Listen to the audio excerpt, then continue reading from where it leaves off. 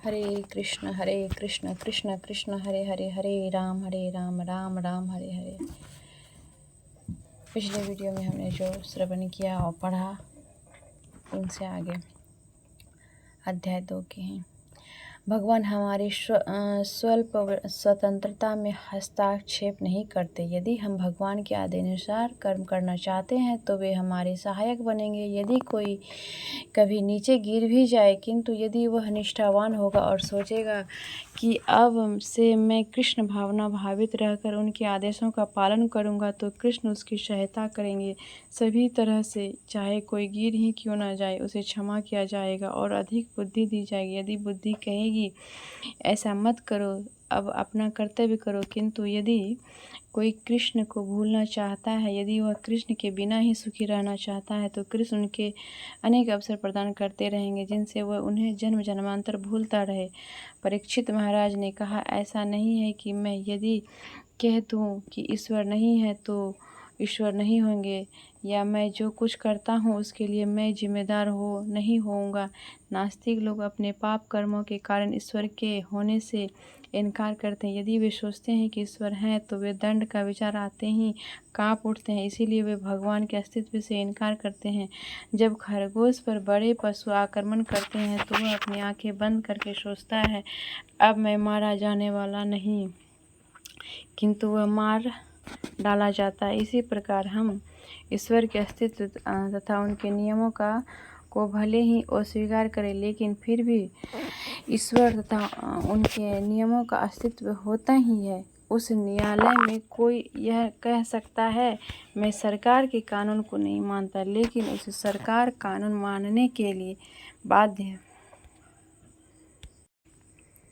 किया जाएगा। यदि कोई राज्य के नियमों को स्वीकार करता है तो उसे कारागार में डाल दिया जाएगा, यथेष्ट दंडित किया जाएगा। इसी प्रकार मूर्खतावश भले ही मनुष्य ईश्वर के अस्तित्व से अनेक प्रकार से इनकार करे, जैसे कि ईश्वर नहीं है या मैं ईश्वर हूँ, लेकिन अंततोगत्वा वह अपने अच्छे या बुरे समस्त कर्मों के लिए जिम्मेदार होता है। कर्म के नियम के अनुसार यदि हम उचित ढंग से कर्म करें और पुण्य कर्म करें तो हमें सौभाग्य प्राप्त होता है, और यदि हम पाप कर्म करते हैं तो हमें कष्ट उठाना पड़ता है। इसीलिए सुखदेव गोस्वामी कहते हैं, तस्मात् पुरे वाहिस्वः पाप निष्कृतो यतेत मृत्योर विपद्यतात्मना दोषस्य दृष्टा गुरु लाघवम यथा भिषक चिकित्सेत रुजाम निदानवित। तुम्हें ज्ञात रहना चाहिए कि तुम ही उत्तरदायी हो और अपने पापों की गंभीरता के अनुसार तुम्हें शास्त्रों में वर्णित प्रायश्चित करना चाहिए। जिस प्रकार किसी के रोगग्रस्त होने पर डॉक्टर की खोज की जाती है, उसी तरह वैदिक जीवन की शैली के अनुसार पापों के प्रायश्चित के लिए मनुष्य को एक विशेष वर्ग ब्राह्मणों के पास जाना चाहिए। प्रायश्चित नाना प्रकार के। यदि कोई मनुष्य पाप करे और तपस्या द्वारा उसकी प्रतिकार कर ले तो यह प्रायश्चित कहलाता है। ईसाइयों की बाइबिल में इसके उदाहरण मिलते हैं। हरे कृष्ण। सुखदेव गोस्वामी कहते हैं कि मनुष्य को अपने पाप कर्म की गंभीरता के अनुसार निर्दिष्ट प्रायश्चित करना चाहिए। चिकित्सक रोग की गंभीरता को देखते हुए सस्ती या महंगी दवा का निर्देश दे सकता है। सर दर्द के लिए वह मात्र एस्पिरिन का निर्देश दे सकता है, किंतु यदि कोई गंभीर बीमारी हुई तो वह शल्य चिकित्सा की सलाह भी दे सकता है, जिसमें हजारों $, खर्च हो जाएंगे। इसी प्रकार पाप कर्म रोग तुल्य है, अतः मनुष्य को निरोग रहने के लिए निर्धारित उपचार करना आवश्यक है। जन्म मृत्यु की श्रृंखला को स्वीकार करने के कारण आत्म रुग्ण अवस्था का स्वीकार करता है। आत्म शुद्ध होने के कारण वह जन्म मृत्यु या रोग का भोग बनने पात्र नहीं है। श्रीमद् भगवत गीता में कृष्ण कहते हैं कि आत्मा का न जन्म नहीं होता, न जायते और न इसकी मृत्यु ही होती है। म्रियते।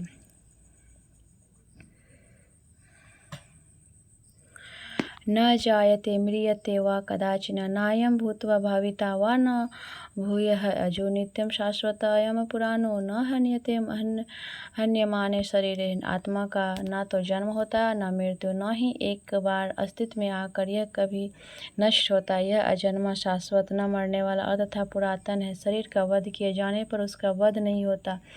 आधुनिक सभ्यता में ऐसी शिक्षा प्रणाली की अत्यंत आवश्यकता है जो लोगों को शिक्षा दे कि मृत्यु के बाद क्या होता है। वास्तव में वर्तमान शिक्षा प्रणाली अत्यंत दोषपूर्ण है, क्योंकि जब तक कोई यह जान न ले कि मृत्यु के पश्चात क्या होता है, वह एक पशु की ही भांति मरता है। पशु यह नहीं जानता कि उसकी मृत्यु होनी है या कि उसे दूसरा शरीर मिलने वाला है, लेकिन मनुष्य जीवन को अधिक समुन्नत होना चाहिए। उसे पशुओं के समान खाने, सोने, रक्षा करने तथा संभोग करने मात्र में ही रुचि नहीं लेनी चाहिए। कोई व्यक्ति के पास खाने के लिए काफ़ी मात्रा में खाद्य पदार्थ हो सकता है, सोने के लिए सुंदर भवन हो सकते हैं, विषय भोग के लिए उत्तम प्रबंध हो सकता है या सुरक्षा के लिए अच्छी व्यवस्था हो सकती है, लेकिन इसका अर्थ ये नहीं कि वह मनुष्य जो सभ्यता इन कार्यों पर आधारित हो उसे पाशविक सभ्यता समझना चाहिए। चूँकि पशु भी इन्हीं कार्यों में रुचि लेते हैं, तो फिर मनुष्य जीवन और पशु जीवन में अंतर ही क्या रहा। यदि मनुष्य इनके परे नहीं जाता, यह अंतर तभी किया जा सकता है कि जब मनुष्य जिज्ञासु होकर पूछता है, मुझे इस दुखद अवस्था में क्यों रखा गया है, क्या इसका कोई इलाज है, क्या कहीं अविच्छिन्न शाश्वत जीवन होता है। ना तो मैं मरना चाहता हूँ, ना ही कष्ट भोगना चाहता हूँ। मैं अत्यंत सुख तथा शांतिपूर्वक जीना चाहता हूँ। क्या ऐसा होने की गुंजाइश है? वह कौन सी विधि या विज्ञान है जिससे इसे प्राप्त किया जा सकता है? जब ये प्रश्न पूछे जाते हैं और इनका उत्तर देने के लिए कदम उठाए जाते हैं, तो इसमें से हमारी मानवीय सभ्यता बनती है। यदि ऐसे प्रश्न कभी नहीं उठाए जाते, तो उस सभ्यता को पाशविक सभ्यता समझा जाना चाहिए। पशु तथा पशुतुल्य आदमी केवल खाने, सोने, संभोग करने तथा रक्षा करने में रुचि बनाए रखना चाहते हैं, लेकिन वास्तव में इस प्रक्रिया को टूटने के लिए बाध्य होना पड़ता है। तथ्य तो यह है कि वास्तविक सुरक्षा तो संभव ही नहीं, क्योंकि कोई भी मनुष्य क्रूर मृत्यु के हाथों से अपनी रक्षा नहीं कर सकता। उदाहरणतः हिरण्यकश्यप अमर होना चाहता था, तो अब उसने कठिन तपस्या की, किंतु अंत में स्वयं भगवान ने नृसिंह देव के रूप में आकर अपने नाखूनों से उन्हें मार डाला तथा अब तथाकथित वैज्ञानिक यह दावा कर रहे हैं कि निकट भविष्य में वे वैज्ञानिक विधियों से मृत्यु को रोक देंगे, किंतु यह उनके प्रमथ प्रलाप का ही एक अन्य उदाहरण है। मृत्यु को रोकना जरा भी संभव नहीं है, भले ही वह हम वैज्ञानिक ज्ञान में कितनी ही प्रगति क्यों न कर लें, लेकिन जन्म, मृत्यु, जरा और व्याधि के 4 प्रकार के कष्टों का कोई वैज्ञानिक हल नहीं है। जो मनुष्य बुद्धिमान है उसे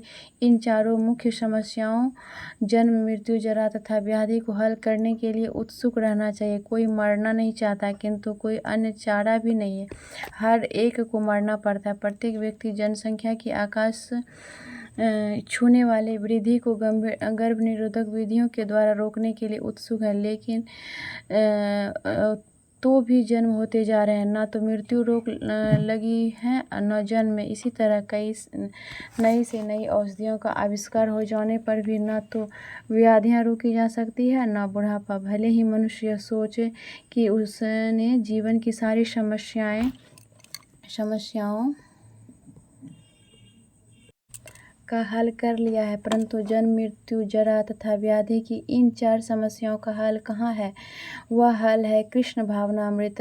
हमें से हर व्यक्ति प्रति पल अपना शरीर त्याग रहा है और शरीर त्याग की अंतिम अवस्था मृत्यु कहलाती है, लेकिन कृष्ण यह भी कहते हैं, जन्म कर्म चो में दिव्यम एवं यो वेत्ति तत्वतः तत्त्वज्ञा देहम पुनर्जन्म नेति मामेति सो अर्जुनम। हे अर्जुन, जो मनुष्य मेरे जन्म तथा कर्म की दिव्य प्रकृति को जानता है, वह इस शरीर को छोड़ने के बाद इस भौतिक जगत में पुनः जन्म नहीं लेता, अपितु मेरे शाश्वत धाम को प्राप्त होता है। ऐसे मनुष्य का क्या होता है? माम एति, वह कृष्ण के पास वापस लौट जाता है। यदि हमें कृष्ण के पास वापस जाना है तो हमें आध्यात्मिक शरीर तैयार करना होगा। यह हमारी ही कृष्ण भावनामृत की विधि है। यदि मनुष्य अपने को कृष्ण भावनामृत में रखे तो वह धीरे धीरे अपने अगले शरीर अर्थात आध्यात्मिक शरीर का निर्माण कर लेता है, तो उसे तुरंत कृष्ण लोक या कृष्ण के धाम ले जाने वाला होता है,